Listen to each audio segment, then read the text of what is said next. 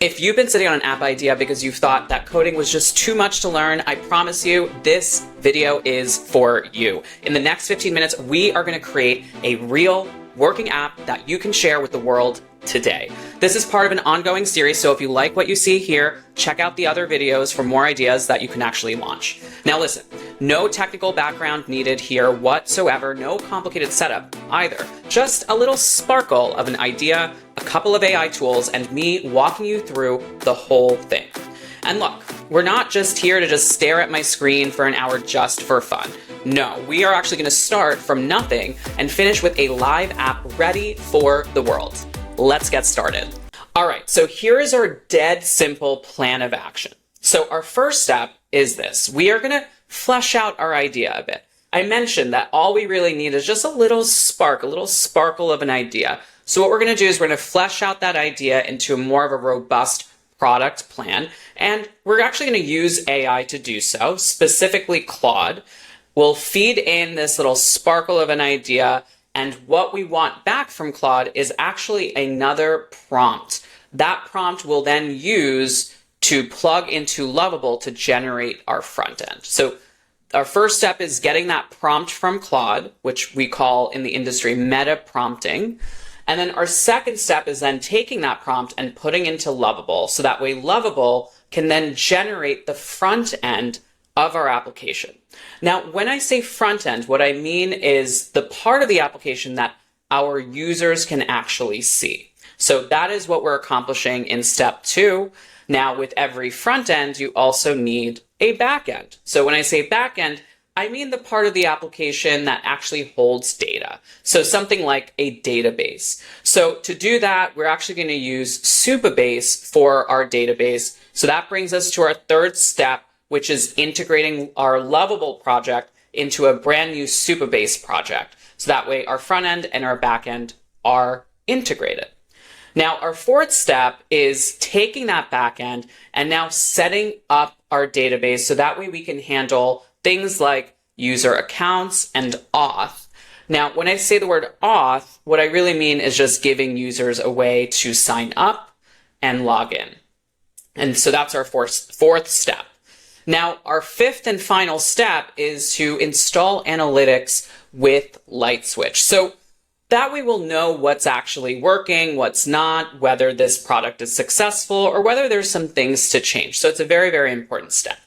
Now, if you haven't heard of any of these tools, no worries. I've included links below, and we'll obviously be going over each of these tools later in this video. Now, if you don't know me, my name is Sunny. I'm a serial founder currently on my 4th startup. I'm also a former senior engineer at Bloomberg and Shopify, and currently an adjunct professor at Columbia Business School, where I teach technology.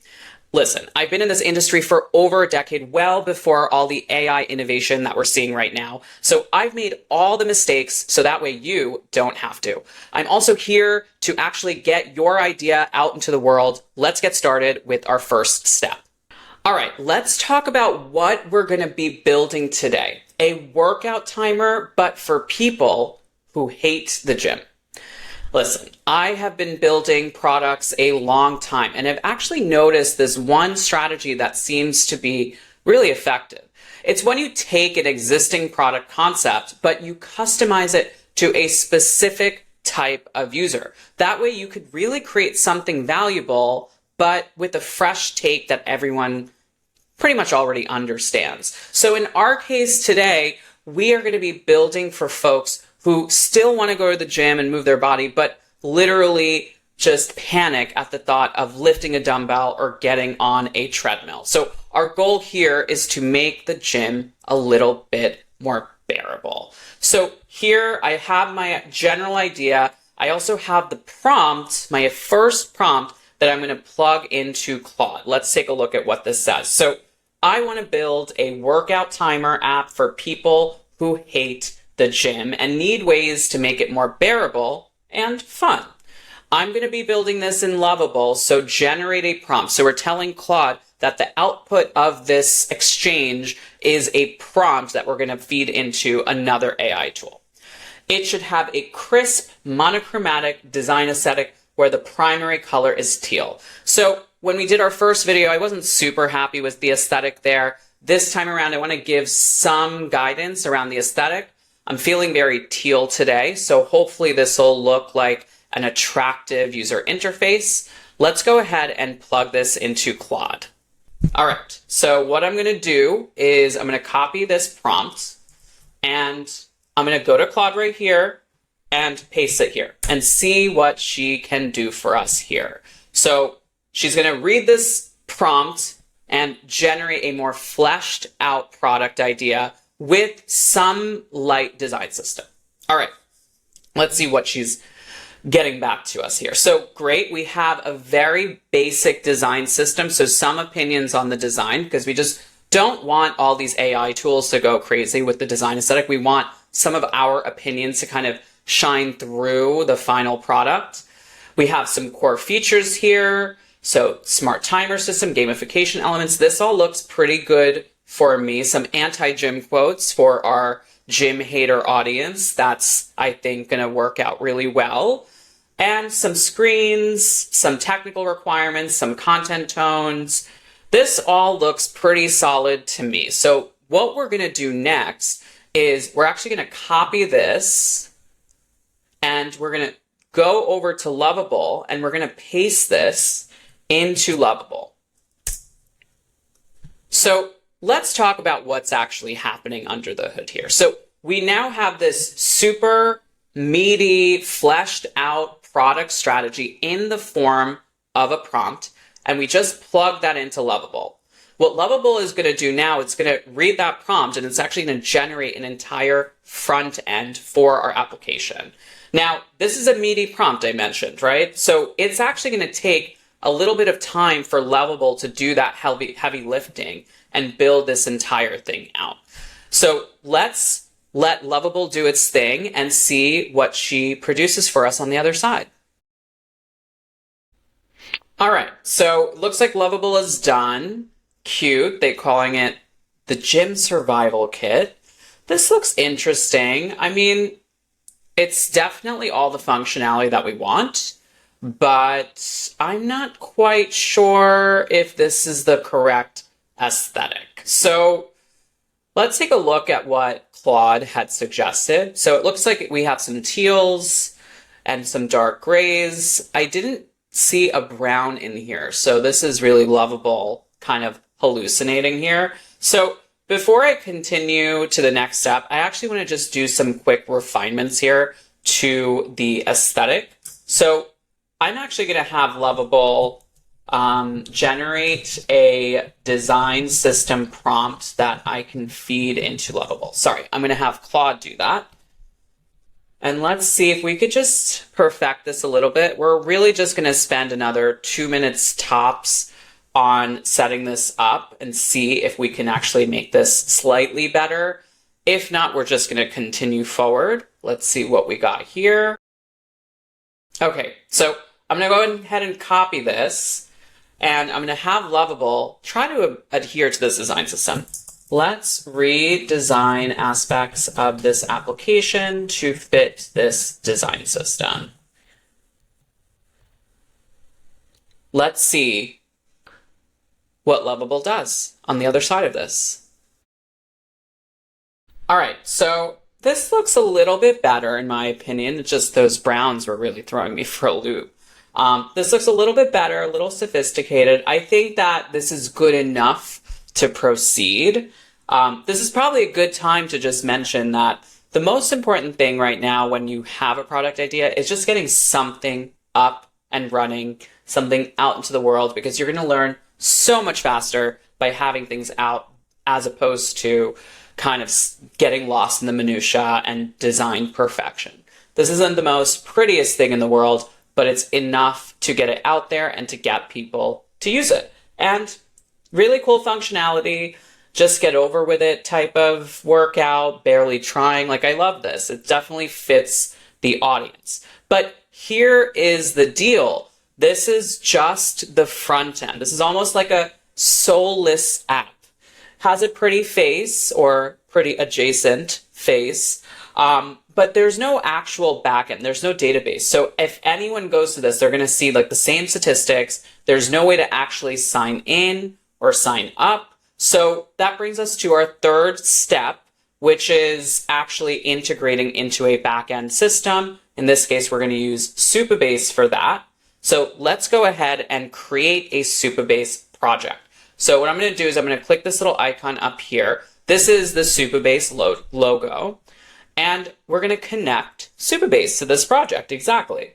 So what I need to do first, though, is I need to actually create a new project. So we don't actually have a project for this because this project is brand new. So what I'm going to do is I'll go ahead and hit this Create a Project button. And we're actually going to go ahead and set up Supabase. But a quick note, this will actually cost us about $10 a month for each project. So just want to let you know about that. We'll go ahead and continue. So we'll need a name for this. I believe the name is Gym Survival Kit. So let's call it the same thing for consistency purposes. Now I'm going to put in a password and we're going to go ahead and create this brand new project. All right. So we've set this up. Now we're going to go back to Lovable. We're going to click Connect Supabase again. And now we already have the project set up. So in this case, we're going to link it to the project that we just created, Gym Survival Kit. Cool. So we have now successfully connected our Lovable project with a brand new Supabase project that we just created, which is our step 3. Now that we've actually created or integrated with a backend, we need to do some more things here. But before I proceed, I just want to walk you through kind of what we're getting with Supabase. So this is our backend Supabase project, Gym Survival Kit. We could look at this nav item here, or this navigation here, and we can see like a lot of different things. We don't have to get too lost in the minutia here, but I do want to draw your attention to this table editor section. So this is actually going to be where we see all the data. As you see here, there's no data, there's no tables, there's nothing here because we just created a new project here. So there's no data that we've connected. So what we actually need to do is we need to set up the database so that way it can have tables to track data in. So what I'm going to do is I'm actually going to go back to Lovable and I'm going to paste in this specific prompt. So I'm going to copy it. All right, let's get into what this prompt says. So it says, let's set up user accounts in Supabase and then set up login and signup flows. Also, let's set up any other required, actually, this is supposed to be required tables for our product and connect it to the front end. So this short prompt is doing a couple of things. Firstly, it's basically instructing Lovable to set up various tables, one for user accounts and any other required tables that we may need for our product. It's also having Lovable then connect it to the front end in the form of a login page and a sign up page. So that way users can log in and sign up. So let's go ahead and send that through. What Lovable is going to do now is it's actually going to set up a database migration, which is really just a fancy word for a command to essentially change the structure of your database. In this case, we're adding new types of tables. So what it's going to do is it's going to prepare that command or migration, and then we have to go ahead and approve that command. We don't actually have to read all the code. We really just have to hit this approve button once it has everything set up. So it's still working here. We'll give it a few more seconds before we hit approve. All right, so it has this little command here that's basically creating different accounts or different tables rather. So I'm going to hit approve. And what that's doing is it's actually changing the database structure in Supabase, and we're doing that through Lovable. So once that's done, now what it's doing is it's now going to set up the front end, basically what you're seeing on the right, to basically have a login form, sign up form, and then connect that to the backend. So that's what it's doing right now. While it's working on that, I want to go back to my backend. And look at that. Now we have all these different types of tables. So profiles is really where we're going to store all the actual user accounts. And you see here we have all these different column names, user ID, display name, things like that. Right now there's no data because we actually don't have any users, but once we have users, it'll log here and you can actually see it populate in real time. So let's go back. It looks like it's still working on the sign up and sign in flows. So I actually want to just draw your attention to one other thing while it's building our sign up and sign in UIs. So as I mentioned, there's a lot of different menu items here. We're not going to get too bogged down in all the details of everything, but I wanted to show you one more thing. So if I go into authentication and then I click on sign in providers configuration, what we're seeing now is all the configurations around how you want to authenticate users. Or in other words, different options on how you want people to identify themselves or sign up or sign in. One thing I'm going to do right now, though, is I'm actually going to click off this confirm email option. Now, let me explain to you what this actually does. So when you sign up for an account through our application, by default, it will require an email confirmation, meaning you go ahead and sign up, and before you can log in, you have to wait to receive an email with the email that you provided and click on a special link that will essentially activate your account. So normally this is very good practice, and we want to do this when we launch our product, and we'll switch it back on. But I'm just switching it off for now, so that way I can quickly test this product and provide it with a bunch of different emails, maybe some fake emails, just to make sure that the whole sign up and sign in flow is working once those UIs have been created. Cool. So looks like Lovable is still working on those UIs. So let's give her a few more moments and we'll see what she has on the other side.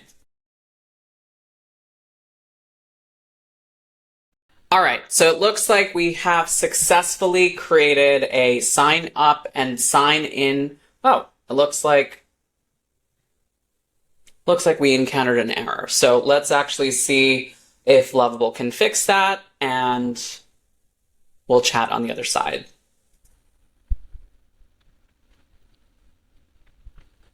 All right, so it looks like the problem has been fixed. Before we proceed, let's actually see what the problem actually was. All right, so it originally successfully made the authentication and sign up and sign in mechanism, but it looks like it ran into some kind of error. And I think the error here is it was trying to change all that mock data, all that fake information that we were seeing on the screen originally to connect it to the user. So it just had a little back and forth in trying to make sure that everything connected. So looks like it resolved it, but now we absolutely should test this, and maybe we should test it very intentionally because it looks like it ran into some issues, just to make sure it's all working. So the first thing I'm going to do is I'm going to log in, but I'm going to log in with fake credentials that don't exist. So what I'm actually expecting here is that this will give me some kind of error message. So I'll put in a fake email and put in a password. Okay, great. Login failed, invalid login credentials. That is exactly the expected behavior that we wanted. So that works. The next thing I'm going to do is I'm going to go ahead and sign up. So my name is Sunny. We'll use this fake email and we will sign up. All right, so it says, please check your email to confirm. We turn that mechanism off, so we can actually go ahead and just sign in here. Cool, and it looks like we have everything here. They made some changes to the UI, that's fine. Custom timer, barely trying workout. All right, so this generally works. There's some bugs here and there that we can fix later. But I think we're good enough to now move on to our next step, the fifth step. All right, so we have the working app, but here is where most people stop. They launch, but then they have no idea what's actually happening in their app. So if you are serious about building a product, you want to build a product in a way where you know exactly what's happening, which features are working, how far people are getting with your product. So that way you can improve the product and eventually build such a valuable thing that people actually pay for. So what we're going to do is we're going to integrate with Lightswitch. Full disclosure, this is something that I have built. I spent a ton of time on Reddit talking to vibe coders there. Also spent a ton of time at meetups around town talking to vibe coders there.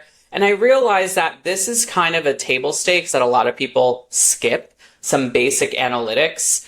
I think a lot of the existing solutions out there are a bit bloated. They're not really designed for super small vibe coded apps. So we basically built this and optimizes for vibe coders. So let's actually go ahead and get started, and we'll integrate it with Lightswitch. So I'm going to hit the Get Started button. In this case, our application is called Gym Survival Kit.